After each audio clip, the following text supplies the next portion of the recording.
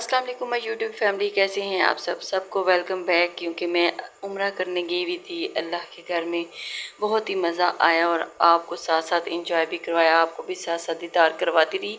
तो आज अपना काम शुरू करते हैं, बढ़ते हैं आज के नावल की जानिब। दफ्तर की खिड़की से धूप की नरम किरणें कालीन पर गिरती एक संजीदा मगर पुरसुकून माहौल बना रही थी। जमान साहब खामोशी से अपने लैपटॉप पर चुके काम में मसरूफ थे जब अचानक दफ्तर के दरवाजे पर हल्की सी दस्तक हुई। वो सर उठाते या इजाज़त देते इससे पहले कि दरवाज़ा खुला और हाशिम खान अंदर दाखिल हुआ और हाथ में मोबाइल, चेहरे पर मामूली सी थकन के आसार और लिबास में मामूल की नफासत। सामने मेज़ के पीछे जमान साहब बैठे हुए थे। सर के बालों में छोटी छोटी सफ़ेद लकीरें और माथे पर गहरी सोच की शिकनें थीं और उन्होंने लैपटॉप का स्क्रीन बंद करते सर उठाया और हाशिम पर नज़र डाली।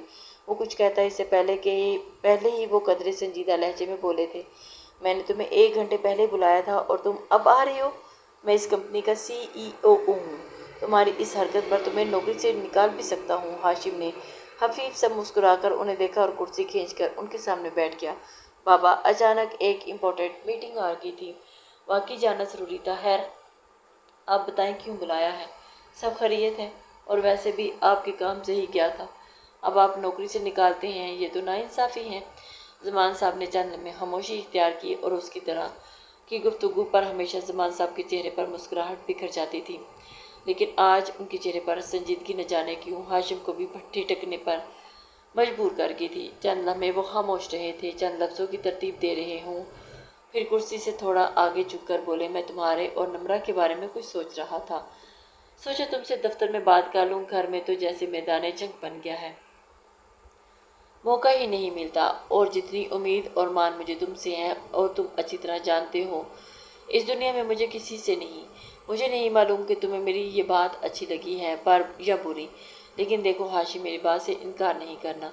मैं बहुत उम्मीद के साथ तुम्हारे पास आया हूँ। हाशिम ने फ़ौरन चौंक कर सर उठाया। क्या हुआ बाबा, आप इस तरह बात क्यों कर रहे हैं? आप हुक्म दें, मैं आपके हुक्म की हर हाल में तामील करूँगा, आप बेफिक्र रहें। और नम्रा और मेरे बारे में क्या सोच रहे हैं? सब खैरियत है? क्या मतलब क्या सोच रहे हैं? वो वाकई उलझ गया था इन टूटी फूटी बातों और उसके बिल्कुल समझ नहीं आ रही थी। वो एक संजीदा मर्द था, 28 साल का नौजवान, जिसे देखकर अक्सर लड़कियां अपना दिल थाम लेती थी। उसने खुद को बहुत सलीके से संवारा था। पूरे खानदान में उससे हसीन कोई मर्द नहीं था। जमान साहब ने गहरा सांस भरा। तुम जानते हो, तुम्हारी माँ को ये बात हजम नहीं हो रही कि मेरी भांजी मेरे घर में रह रही है, और उसकी नाराज़गी मुकम्मल तौर पर बेवजह नहीं है। माजी में जो कुछ भी तुम्हारी फूफो ने तुम्हारी माँ के साथ किया था वो तुम्हारे सामने ही है। मैं जानता हूँ नजमा ने बहुत गलतियाँ की थी, लेकिन और इन गलतियों का कभी भी खमियाजा अदा नहीं हो सकता। चाहे नजमा कई बार मार भी जाए, इसके बावजूद भी नहीं। लेकिन इन सब चीज़ों में मेरी मासूम भांजी का कोई कसूर नहीं, वो बहुत सादा बची है। नजमा की वजह से अब नम्रा को कबूल करने को बिल्कुल तैयार नहीं है, और तुम अच्छी तरह जानते हो कि मेरे अलावा इस दुनिया में कोई नहीं है। अगर मैं इसका सहारा नहीं दूंगा तो वो मासूम कहाँ जाएगी? हाशिम साहब के चेहरे पर अब कहीं उलझन की लकीरें गहरी होने लगी थी। उसे बिल्कुल समझ नहीं आ रहा था कि उसका बाप इस तरह बातें क्यों कर रहा है, आखिर वजह क्या है। हालांकि उसे सब कुछ मालूम था कि वो उनको देखते हुए बोला, बाबा, मैं आपकी बातें मुकम्मल तौर पर समझ रहा हूँ, लेकिन एक बात मुझे उलझन का शिकार कर रही है। आप मुझसे ये बातें क्यों कर रहे हैं? हालांकि मुझे सब कुछ मालूम है। उनके माथे पर बाल पड़े थे, अनजाने खौफ से उनका दिल जोर से धड़का था। ज़मान साहब ने एक निगाह उसके वजूद पर डाली और निहायत संजीदगी से बोले, मैंने फैसला किया है कि तुम्हारी और निम्रा की शादी करवा दूँ, यानी तुम दोनों का निकाह। जबकि चंद लम्हे वो कुछ बोल ही नहीं पाया था। ऐसा लगता था कि जैसे कानों में धुआं निकल आया हो। उसने सोचा भी नहीं था कि उसका बाप ऐसा भी बोल सकता है। चंद लम्हे बाद उनको देखते हुए बोला, और हैरत हो रही है मुझे, आप इस तरह की बात भी कर सकते हैं। इन बातों का हाल ये है कि मैं नम्रा से निकाह कर लूँ। हैरत है बाबा, ज़मान साहब बेइख्तियार बोले थे। इसमें हैरत वाली क्या बात है? हाँ, ये एक ही हाल है, तुम्हारी माँ को एहसास दिलाने का, उसे सुधारने का। तुम अगर उससे निकाह कर लो तो कम से कम उसकी इज्जत, उसका मुकाम वाज़ेह हो जाएगा। तुम्हारी माँ को भी खामोश होना पड़ेगा। मैं नम्रा को इस तरह बेघर नहीं देख सकता। तुम अच्छी तरह जानते हो वो कितनी मासूम और सादा है। سادہ طبیعت لڑکی ہے، میرے علاوہ اس دنیا میں اس کا کوئی نہیں ہے، باپ بھی مر چکے ہیں اور ماں کا سایہ بھی سر پر نہیں ہے، اور جو گھر ان کا تھا وہ بھی اس کے ددیال والے لے چکے ہیں۔ اب ایسے حالات میں اگر میں اسے اپنے گھر سے نکال دیا تو اس معصوم بچی کا کیا ہوگا؟ مر کر بھی اپنی بہن کو کیا منہ دکھاؤں گا کہ آخری وقت میں کیا ہوا؟ اس کا ایک وعدہ پورا نہیں کیا۔ ہاشم کی آنکھوں میں ہفکی اور حیرت دونوں نمایاں ہو چکی تھی۔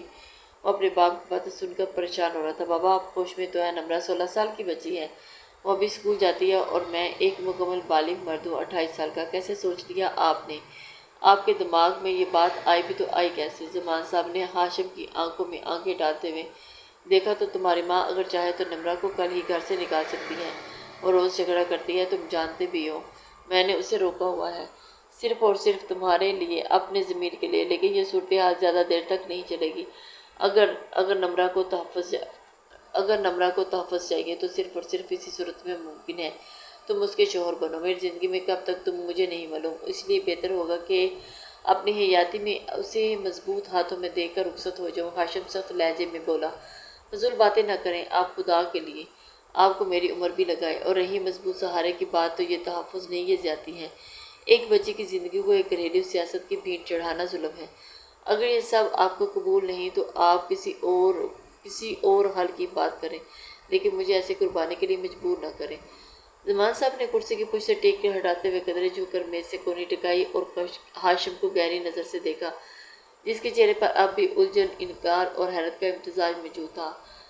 اس میں سوچنے کی کیا بات ہے ہاشم، اور یہ قربانی نہیں بیٹا، یہ ایک نہ ایک روز تمہاری شادی ہونی ہے، یہ ایک قسم کا رشتہ ہے۔ ان کی آواز میں ایک نرمی کے ساتھ درخواست بھی شامل تھی۔ میری خواہش ہے کہ تم نمرہ سے نکاح کر لو، زندگی کا کوئی بھروسہ نہیں بیٹا، دیکھو ہماری آنکھوں کے سامنے نجمہ چلی گئی اچانک، بغیر کوئی اشارہ دیا، ہم کچھ بھی نہیں کر سکے، کتنے ہاتھ پاؤں مارے، جگہ جگہ اس ہسپتال میں لے کر گھوما، لیکن تم خود بتاؤ، کوئی فائدہ نظر نہیں آ رہا، کوئی مسئلہ حل ہوا؟ ہاشم نے نگاہ نیچے کر لی، جیسے ان کی بات کا وزن محسوس کر رہا ہو۔ زمان صاحب نے بات جاری رکھی، اگر تمہاری ماں کا سخت رویہ نمرہ پر اثر کر گیا، اگر اس نے کوئی ایسا قدم اٹھا لیا جو ناقابل تلافی ہو، تو وہ خود بھی کبھی معاف نہیں کر پاؤں گا، اس لیے کہہ رہا ہوں، خدا کے لیے اس بچی کی زندگی کو محفوظ بنانے میں میرا ساتھ دو۔ نکاح بھی کر لو، رخصتی کی جلدی نہیں ہے، جب تم مناسب سمجھو تب وہ مرحلہ طے کر لینا، اور میں تم پر کسی قسم کا دباؤ، کسی قسم کا کوئی پریشر نہیں ڈالوں گا، رخصتی تمہاری اپنی مرضی سے ہی ہوگی، اس میں کسی کا بھی کوئی عمل دخل شامل نہیں ہوگا۔ ہاشم نے فوراً نگاہ اٹھائی، بابا مسئلے کا حل یہ نہیں ہے، آپ یہ بات کیوں نہیں سمجھ رہے؟ آپ امی کو نہیں جانتے، امی اس نکاح کے لیے کبھی راضی نہیں ہوں گی، اور سچ کہوں تو میرا دل بھی مطمئن نہیں، وہ بہت چھوٹی ہے، بہت چھوٹی ہے، اور میں سوچ رہا تھا کہ اگر اسے کسی وہ جملہ بھی مکمل نہیں ہوا تھا کہ ہاشم کے بابا زمان صاحب نے بات کاٹ دی، نہیں ہرگز نہیں، تمہاری پھپھو نمرہ کے لیے ہر وقت فکر مند رہتی ہے، وہ بچی ماں کے جانے کے بعد ٹوٹ چکی ہے، اور اسے اس وقت کسی انجان حاصل نہیں، ایک مانوس چہرے، ایک اپنے کے سہارے کی ضرورت ہے، اگر یہ سہارا شوہر کی صورت میں اسے مل جائے تو وہ اپنے آپ کو سنبھال لے گی، اور میں یہ سب سوچ سمجھ کر رہا ہوں۔ ہاشم، میں نے دیکھا ہے کہ ایک عورت دوسری عورت کو سہارا دے سکتی ہے، لیکن جب ایک عورت کو سہارا ایک مرد دیتا ہے تو اس کی بات بہت مختلف ہوتی ہے۔ ہاشم نے نظریں چرا لی اور لمحہ بھر کے لیے وہ خاموش رہا، اور جیسے اندرونی کشمکش کا سامنا کر رہا ہو، پھر اس نے گہرا سانس لیا اور نظریں ملا کر بولا، ٹھیک ہے، جیسا آپ کو مناسب لگے، لیکن میری گزارش ہے کہ آپ پہلے امی سے بات کر لیں، آپ جانتے ہیں کہ ان کی طبیعت کیسی ہے، وہ بغیر بات سمجھے غصے میں آ جاتی ہیں، کہ ایسا نہ ہو کہ ان کا رویہ نمرہ کے ساتھ مزید خراب ہو جائے، اس کی زندگی مزید عذاب بن جائے گی۔ اس نے زیادہ بحث کرنا مناسب نہیں سمجھا، کیونکہ وہ سمجھ گیا تھا کہ اب معاملہ اس کے ہاتھ سے نکل چکا ہے، اور یہ کہہ کر وہ کرسی سے اٹھ کھڑا ہوا تھا، اور اس نے ایک رسمی انداز میں سر ہلا دیا اور بغیر مزید کچھ کہے دروازے کی طرف بڑھا تھا۔ دروازہ کھولتے ہی وہ لمحہ بھر کے لیے رکا، اور جیسے کچھ کہنا چاہتا ہو، لیکن پھر خاموشی سے دفتر سے نکل گیا تھا۔ زمان صاحب وہیں بیٹھے رہ گئے تھے، ان کی نظریں ہاشم کی پشت پر جمی رہی جب تک وہ نظروں سے اوجھل نہ ہو گیا۔ ماتھے پر ایک گہری لکیر ابھر آئی تھی، اتنی آسانی سے ہاشم نے راضی ہو گیا، وہ ایسا سے بڑبڑاتے جیسے خود سے ہی سوال کر رہے ہوں، انہیں اندازہ نہیں تھا، جسے منوانا اونٹ کو رکشے میں بٹھانا جیسا ہو۔ وہ اس طرح مان جائے کچھ نہ کچھ ضرور ہے جو میں سمجھ نہیں پا رہا، نہ جانے کیوں اب انہیں گڑبڑ کا اندیشہ ہونے لگا تھا۔ یہ کچھ دیر سے پہلے وہ کس طرح برتاؤ کر رہا تھا، مگر اچانک اس کا راضی ہو جانا اس کی سمجھ سے باہر تھا۔ مگر فی الحال انہوں نے شکر ہی ادا کیا تھا۔ دفتر کی کھڑکی سے اب دھوپ کا زاویہ بدل چکا تھا۔ دوسری جانب خان ہاؤس ایک کمرے میں ہلکی سی مدھم سی روشنی جا رہی تھی اور کھڑکی کے پردے مکمل بند تھے، مگر درمیان ایک لکیر کی صورت میں سورج کی روشنی اندر آ رہی تھی۔ جب سیدھی کارنر میں رکھی کرسی پر بیٹھی نمرا کے چہرے پر پڑ رہی تھی، وہ اپنے گھٹنوں میں سر دیے بیٹھی تھی اور آنکھیں نم، چہرہ زرد اور جسم ڈھیلا۔ 14 دن ہو چکے تھے ماں کو گئے ہوئے، لیکن ہر دن پہلے سے زیادہ بے رحم ثابت ہو رہا تھا۔ کچھ بھی اچھا نہیں لگتا تھا، نہ کسی کا بات کرنا، نہ کسی کا ہنسنا اور نہ کسی سے کچھ کہنا، بس اپنے آپ میں مگن رہنا چاہتی تھی کہ لیکن یہ بھی کہاں ممکن تھا کہ پہلے ماں کی جدائی کا دکھ تھا، لیکن اب اس کے بعد زندگی کا ہو۔ وہ خاموش بیٹھی تھی، لیکن اندر ہی اندر چیخ رہی تھی، اپنے آپ سے سوال کر رہی تھی کہ ماں کے بغیر جینا کیسا ہوتا ہے۔ اب بھی وہ اپنے خیالات میں گم تھی جب اچانک دروازے ایک جھٹکے سے کھلا۔ دھڑاک کی آواز گویا اس کے دل کو دھڑکا دیا۔ شمائلہ بیگم غصے سے بھری ہوئی تھی، کمرے میں داخل ہوئی اور ان کی پیشانی پہ بال آئے، آنکھوں میں چبھتی نفرت اور لبوں پہ تانا تیار تھا۔ نمرا گھبرا کر فوراً سیدھی ہو گئی اور کرسی سے اٹھ کر کھڑی ہو گئی تھی اور نظریں جھکا لیں۔ شمائلہ بیگم قدم بہ قدم چلتی ہوئی اس کے قریب آئی اور اسے گھورتے ہوئے بولی تھی، بدبخت لڑکی، تمہیں صبح کہاں تھا لانڈری جا کر کپڑے دھونا ہے؟ کیا بحری ہو گئی ہو؟ میری بات سمجھ میں نہیں آتی، کیا چاہتی ہو تم؟ ایک بار پھر تم پر ہاتھ اٹھاؤں؟ تمہیں عزت کی زبان سمجھ میں نہیں آتی کیا؟ تمہیں لگتا ہے کہ میں فارسی میں بول رہی ہوں؟ تمہیں میری بات سمجھ میں کیوں نہیں آتی؟ یا پھر فضول بول رہی ہوں؟ ایک کان سے سنو اور دوسرے کان سے نکال دو۔ لڑکی، اگر میرے گھر میں تمہیں رہائش چاہیے تو تمہیں میرے اصولوں کے مطابق چلنا ہوگا، ورنہ مجھ سے برا کوئی نہیں ہوگا۔ نمرا سہمے ہوئے لہجے میں بولی تھی، مومانی، میں نے تھوڑے کپڑے دھوئے تھے، لیکن میرے ہاتھوں میں جلن ہو رہی ہے، مجھے نہیں آتا۔ امی نے کبھی مجھ سے کپڑے نہیں دھلوائے تھے اور میں بس تھوڑی دیر کے لیے ریسٹ کرنے یہاں آ گئی ہوں، ابھی واپس جا کر کپڑے نپٹاؤں گی۔ آپ آرام کر رہی تھی اس لیے آپ کو نہیں بتایا۔ شمائلہ بیگم نے آگے بڑھ کر اس کا بازو زبر سختی سے تھام لیا تھا اور اسے کھینچتے ہوئے کمرے سے باہر لے کر آئی تھی۔ تمہیں ایک بار کی بات سمجھ میں نہیں آتی؟ اور سختی سے لڑکاتے ہوئے اس کی انگلیاں گوشت میں دنسانے لگی تھی۔ یہ کوئی تمہارے باپ کا گھر نہیں ہے جہاں تم مہارانیوں کی طرح پلنگ توڑتی رہو۔ اگر میرے گھر کی چھت چاہیے تو کام بھی کرنا پڑے گا اور میری مار بھی سہنی ہوگی، ورنہ ایک دن بھی یہاں تمہیں نہیں رکنے دوں گی۔ میں نے احسان کیا ہے تم پر، یہ بات اچھی طرح اپنے ذہن میں بٹھا لو کہ ہر دم تمہیں میرے احسان تلے دبنا ہوگا۔ تمہاری ماں باپ مرے ہیں اور اس میں میرا کوئی قصور نہیں، اس لیے اپنے آپ کو ہر چیز کے لیے دماغی طور پر تیار رکھو۔ نمرا کی آنکھوں میں آنسو ہو گئے اور اس نے دھیرے سے سر ہلایا اور بولی، جی مومانی۔ اس کی آواز میں نہ کوئی زور تھا اور نہ کوئی جذبہ، جیسے لفظ بھی تھک چکی ہوں۔ شمائلہ بیگم نے بازو چھوڑا اور ناک سکیڑ کر بولی، جاتی کیوں نہیں ہو؟ جو کہا ہے وہ جا کر پورا کرو۔ آئندہ بہانے بنائے تو یاد رکھنا کسی یتیم خانے میں بھیج دوں گی، ورنہ نہ وہاں کوئی چھت ہوگی نہ کھانا۔ ایسے درندے تمہیں ملیں گے جنہیں دیکھ کر تم پناہ مانگو گی، سمجھ آئی؟ دتیال نے تو تمہیں منہ تک نہیں لگایا کرتی تھی اور تم کوئی الٹی سیدھی حرکتیں جب ہی تو کوئی تمہاری طرف دیکھنا بھی نہیں چاہتا۔ ماں کے مرنے پر بھی کوئی نہیں آیا۔ عذاب عورت، وہ نفرت امیز لہجے میں بولی اور ان کی ہر انداز سے صاف جھلک رہا تھا کہ سامنے کھڑی وہ استان پان سی لڑکی شدید نفرت کرتی ہے۔ نمرا نے خاموشی سے سر جھکا لیا اور آہستہ قدموں سے کمرے سے نکل گئی اور اس کے پیروں میں ہلکی سی لرزش تھی۔ دل دھڑک رہا تھا اور آنکھیں مسلسل بہہ رہی تھی۔ شمائلہ بیگم نے پیچھے سے دروازہ زور سے بند کیا اور غصے سے بڑبڑاتی ہوئی واپس مڑ گئی اور کمرے میں ایک بار پھر سے خاموشی چھا گئی۔ بس دروازے کی دراز سے آتی روشنی جو اب بھی وہاں اس کرسی پر پڑ رہی تھی، جیسے نمرا کی ادھوری اور بے بسی زندگی کا گواہ ہو۔ کمرے میں رات کا سکون تھا، لیکن اس سکون کے نیچے ایک دباؤ چھپا ہوا تھا۔ ایئر کنڈیشنر کی ہلکی سی مسلسل آواز ماحول کی تھوڑا متوازن رکھے ہوئے تھی اور دیوار کی گھڑی 10:30 بجا رہی تھی۔ زمان صاحب بستر کی پشت سے ٹیک لگائے موبائل پر خبریں اور ای میلز دیکھ رہے تھے اور ان کی پیشانی پر ہلکی ہلکی شکنیں وقت اور تھکن کا پتہ بتا رہی تھی۔ دوسری جانب شمائلہ بیگم ڈریسنگ ٹیبل کے سامنے بیٹھی تھی، چہرے پر رات کی کریم لگا چکی تھی اور اب خاموشی سے ہاتھوں پر لوشن مل رہی تھی۔ کمرے میں مکمل خاموشی تھی، صرف لوشن کی بوتل بند کرنے کی مدھم سی آواز اور کبھی کبھار کرسی کی ہلکی سی چڑچڑاہٹ سنائی دیتی تھی۔ کچھ لمحے یوں ہی گزرے، پھر زمان صاحب نے ایک نظر اپنی بیوی پر ڈالی، موبائل سائڈ ٹیبل پر رکھا اور گہری سانس لی۔ شمائلہ، مجھے آپ سے ایک بات کرنی ہے، اگر آپ فارغ ہو گئی ہیں تو میری بات سن لیں۔ وہ اپنا لہجہ دھیمے رکھتے ہوئے بولا تھا اور اس نے شمائلہ بیگم کو اپنی جانب متوجہ کیا تھا۔ اپنی حرکت جاری رکھتے ہوئے بولی تھی، جی بولنے میں سن رہی ہوں۔ انداز مصروف تھا۔ زمان صاحب تھوڑا سا سیدھے ہو کر بیٹھے تھے اور پھر بولے، دیکھیں مجھے معلوم ہے کہ شاید آپ کے نزدیک میری بات کی کوئی اہمیت نہ ہو، لیکن میں جو کہنے جا رہا ہوں وہ بہت سوچ سمجھ کر طے کیا ہے اور اسی میں سب کی بھلائی ہے۔ شمائلہ بیگم، اگر آپ کے نزدیک ہمارا ذرا برابر بھی اہمیت ہے تو ہماری بات کو آپ رد نہیں کریں گی۔ اگر آپ نے کبھی ہم سے محبت کی ہے تو اسی محبت کا واسطہ ہے، آپ اس بات کو سنیں گے اور سمجھیں گے اور کسی بھی مسئلے میں آڑ لگائے بغیر ہمارا ساتھ دیں گی، کیونکہ اسی میں بھلائی ہے۔ شمائلہ بیگم اب پلٹ چکی تھی، کرسی کا رخ بدل کر انہیں گھورنے لگی۔ خیریت ہے؟ اتنی لمبی تمہید کیوں؟ سیدھی بات کریں نا۔ انہیں بھی گھبراہٹ ہوئی تھی، ماتھے پر بے اختیار بل آئے تھے۔ جب سے نمرہ ان کے گھر آئی تھی انہیں عجیب سی بے چینی ہوتی ہی رہتی تھی۔ زمان صاحب نے نظریں ان کی طرف جمائی اور ٹھہرے ہوئے لہجے میں بولی، میں نے فیصلہ کیا ہے کہ اس مہینے کے آخر میں ہاشم اور نمرہ کا نکاح کروا دوں گا۔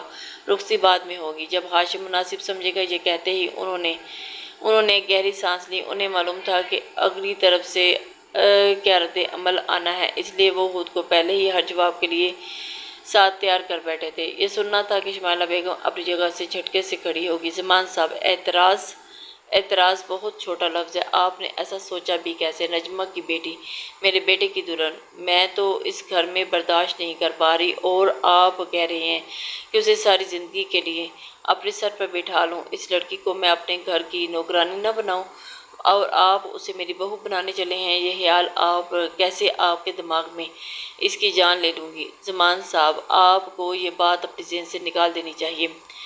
وہ میرے گھر کی بہو بنے گی۔ میرا ایک بیٹا ہے اور میرے کئی ارمان ہیں۔ ہاشم کی دلہن میں اپنی پسند سے لاؤں گی اور سوال ہی پیدا نہیں ہوتا کہ میں اسے نجمہ کی بیٹی کو اپنے بیٹے کی دلہن بناؤں گی۔ اس لیے بہتر ہوگا کہ یہ بات آپ دوبارہ اپنے لبوں سے ادا بھی مت کرنا۔